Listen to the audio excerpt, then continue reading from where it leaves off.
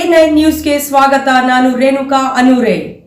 ಜಿಲ್ಲಾ ಪಂಚಾಯತ್ ಆರೋಗ್ಯ ಮತ್ತು ಕುಟುಂಬ ಕಲ್ಯಾಣ ಇಲಾಖೆ, ಕರ್ನಾಟಕ ರಾಜ್ಯ ಪಂಚಾಯತ್ ಅಭಿವೃದ್ಧಿ ಅಧಿಕಾರಿಗಳ ಕ್ಷೇಮಾಭಿವೃದ್ಧಿ ಸಂಘ ಜಿಲ್ಲಾ ಘಟಕ ಇವರ ಸಹಯೋಗದಲ್ಲಿ ಗುರುವಾರ ಗ್ರಾಮೀಣಾಭಿವೃದ್ಧಿ ಮತ್ತು ಪಂಚಾಯತ್ ರಾಜ್ ಇಲಾಖೆಯ ಎಲ್ಲ ಅಧಿಕಾರಿ ಸಿಬ್ಬಂದಿ ಆರೋಗ್ಯ ತಪಾಸಣಾ ಶಿಬಿರವನ್ನು ಏರ್ಪಡಿಸಲಾಗಿತ್ತು. ಜಿಲ್ಲಾ ಪಂಚಾಯತಿಯ ಮುಖ್ಯ ಕಾರ್ಯನಿರ್ವಾಹಕ ಅಧಿಕಾರಿಗಳಾದ ರಿಷಿ ಆನಂದ್ ಅವರು ಆರೋಗ್ಯ ತಪಾಸಣಾ ಸ್ಥಳಕ್ಕೆ ಭೇಟಿ ನೀಡಿ ಪರಿಶೀಲನೆ ನಡೆಸಿ ಸಂದರ್ಭದಲ್ಲಿ ಮಾತನಾಡಿದರು.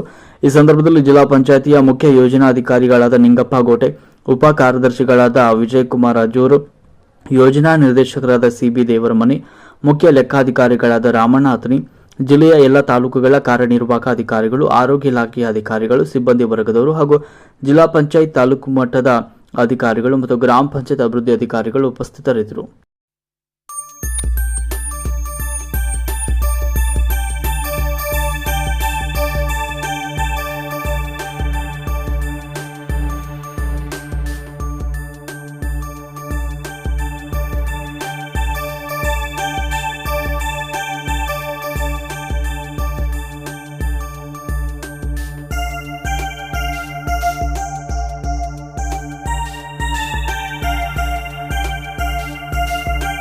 ನಿರಂತರ ಸುದ್ದಿಗಳಿಗಾಗಿ ನೋಡ್ತಾ ಇರಿ A9 ನ್ಯೂಸ್.